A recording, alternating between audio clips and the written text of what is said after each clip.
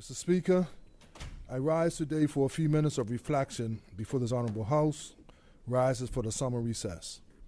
Honorable members will agree that the events of the past several weeks have taken a toll on our collective morale. Following the recent tragedies in our community, on which I spoke in this Honorable House just last week, it is difficult to speak on the work that the Ministry of National Security does in promoting safety in Bermuda. Having said that, to provide some reassurance, I wish to provide an overview of some of the positive accomplishments over the last few years that the departments under our remit have achieved in promoting safety in Bermuda. Mr. Speaker, honorable members will recall that the Ministry of National Security's Gang Violence Reduction Team, or GVRT, was formed in 2017 with the appointment of Pastor Leroy Bean as the Gang Violence Reduction Coordinator. The GVRT currently has 4 members who provide a range of services aimed at reducing gang violence and antisocial behavior in Bermuda. The GVRT has developed and implemented a coordinated crisis response team which provides immediate crisis support to family members, relatives, or witnesses of violent incidents, and post-incident support. The work of the coordinated crisis response team is crucial in mitigating the impacts of violence in the community and ensures that those affected receive assistance and access to necessary resources. Mr. Speaker, the GVRT's Redemption Program and Youth Work Placement and Mentoring Initiative have been operational for 5 years. Over 150 young men between 15 and 30 years old have completed the program, which provides paid employment opportunities, educational support, and skills development to benefit participants in their future careers. The GVRT also delivers programs in schools that focus on outreach, incident management, and personalized support to students.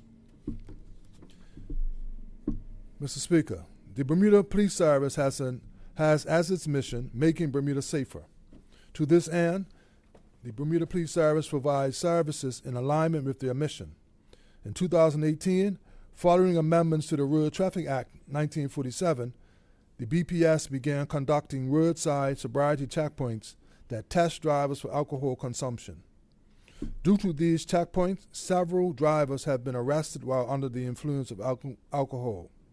Countless others made the decision to seek alternative transportation rather than risk being caught at a checkpoint. This has certainly saved countless lives. This year, Mr. Speaker, the government has supported an upgrade to the BPS's CCTV network. The upgrade project will be completed by this fall. The CCTV network will provide the BPS with enhanced coverage of the island's roads and public spaces and will be an instrumental component of the BPS's investigative resources. This level of CCTV coverage enhances community safety by deterring criminal activities through constant surveillance, making potential offenders think twice before committing crimes. Additionally, when crimes are committed, it aids in the swift identification and apprehension of suspects. The Department of Corrections, Mr. Speaker. Mr. Speaker, in January 2022, the Department of Corrections welcomed its first female commissioner, Mrs. Kiva Joel Benjamin, who continues to lead corrections in its mission to empower inmates to be responsible and productive citizens. This government has allocated funding for the improvement of computer labs at the corrections facilities, which have provided inmates with opportunities to gain access to online educational and technological programs. Inmates who are seeking employment as part of their discharge planning can now be given a monitored personal email address, allowing them to communicate with potential employers. Mr. Speaker, this government has approved the transition of the Substance Abuse Recovery Program, the Right Living House, from overseas management to the Department of Corrections. The transition was completed in July 2024 and will provide stability for the residents and more permanent employment opportunities for Bermudians. Overall, the inmates that participate in this program continue to benefit tremendously, both whilst incarcerated and post-release by way of the aftercare component of the program. Mr. Speaker, the Customs Department monitors and controls the cross-border movement of people and goods. Through partnerships with the BPS, the Customs Department works to interdict contraband items and illicit substances into and out of Bermuda. Since 2018, the Customs Department has actioned approximately 2,000 seizures of goods. In the same time period, Customs has intercepted 8 shipments that contain firearm components, ammunition, spent ammunition, or pepper spray. Mr. Speaker, to support the Customs Department, the government allocated funds for the relocation and refurbishment of several of the customs facilities, including the cargo terminal and a yachting facility. A recent upgrade to the department's X-ray equipment has enhanced the department's ability to scan containers and shipments to ensure that dangerous weapons do not enter Bermuda. The public will note that the Customs Automated Processing System, or CAPS, and upgrades to the department's IT infrastructure have made declaring and processing shipments through customs less onerous and time-consuming. Moving on to Bermuda Fire and Rescue Service, Mr. Speaker. Mr. Speaker, this government was innovative in keeping the airport open when the requirements for airport rescue firefighting services were amended as a result of an audit of Skyport in 2022. The urgent need for airport rescue certified firefighters was initially met through a contract with a Canadian company to provide overseas firefighters. The BFRS recruited and trained 34 firefighters to replace the overseas contingent. This was no easy feat. The recruitment required the government to reallocate funds to cover the salaries of the new firefighters. The new firefighters were then put through intense and expedited training to ensure their readiness for service before the contract with the Canadian company expired. The government is pleased that the Airport Operations Division of the BFRS is now manned by a full complement of Bermudian certified airport rescue firefighters. The Royal Bermuda Regiment. Mr. Speaker, the Royal Bermuda Regiment has undergone significant changes under the administration of this government, ending conscription with the Royal Bermuda Regiment featured in our 2017 party platform and the subsequent throne speech. That promise was delivered in July 2018 with the enactment of the Defense Amendment Act 2018. Soldiers are now enlisted into the regiment on a voluntary basis. Despite initial concern that the regiment would not be able to raise the required number of soldiers through volunteers alone, the regiment continues to flourish.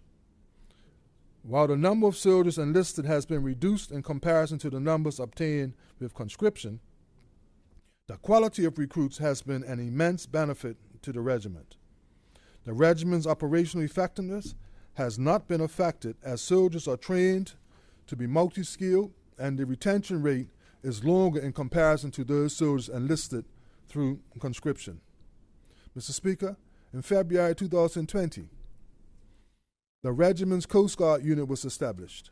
The Coast Guard initially worked with the Marine Police to bolster inshore patrol capabilities during the busy summer boating season. The Coast Guard has since evolved into the sole agency with responsibility for maritime security in Bermuda. The Coast Guard provides 24-hour on-duty capability during the summer boating season and is available year-round to assist with marine distress incidents. The ongoing evolution of the Coast Guard will create expanded opportunities for young Bermudians and promote skills development in the area of marine security. Our Disaster Risk Reduction and Mitigation Team. Mr. Speaker, the Disaster Risk Reduction and Mitigation Team is the team within the Ministry of National Security headquarters that is responsible for national disaster mitigation and response planning.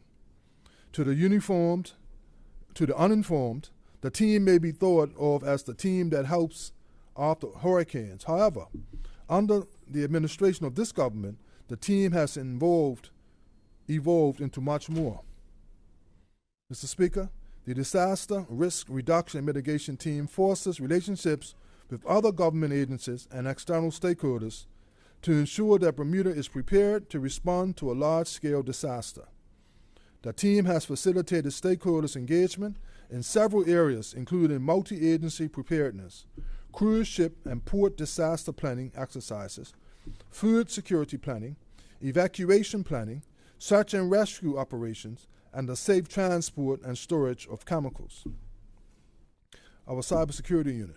Mr. Speaker, honorable members will recall that since 2019, cybersecurity is within the portfolio of the Ministry of National Security. The Ministry of National Security has developed a comprehensive set of information systems, security policies, and a risk management program in alignment with industry standards. These policies and programs are being implemented across the public service to further protect from potential theft, fraud, and unauthorized access, thereby strengthening the overall security of the government's information systems. Mr. Speaker, in August 2022, the Cabinet approved a cybersecurity unit, inclusive of a National Cybersecurity Incident Response Team. The cybersecurity unit underwent a national cyber risk assessment by the UK Home Office in November 2022, which highlighted Bermuda's strengths and weaknesses in the cybersecurity space. Most recently, Mr. Speaker, the Ministry established the Cybersecurity Act 2024 to provide for the protection of Bermuda's critical national information infrastructures. Additionally, the Computer Misuse Act 2024 repealed and replaced the 1996 Act in order to align Bermuda with the requirements of the Budapest Convention on Cybercrime. Amendments to additional legislation is forthcoming in furtherance of this aim. The Cybersecurity Unit is evidence of the government's commitment to promoting cybersecurity in Bermuda, particularly of the government and other critical national information infrastructure. The unit is now a legislative body that will continue its work to prevent, prepare for, and respond to cyber incidents in Bermuda. Mr. Speaker, the initiatives, policies, and programs of the Ministry of National Security and its departments are representative of the Ministry's aim of keeping Bermuda safe. The government will continue to direct resources towards programs and policies that improve the lives of Bermudians and support them in their personal aim to be productive citizens. Thank you, Mr. Speaker.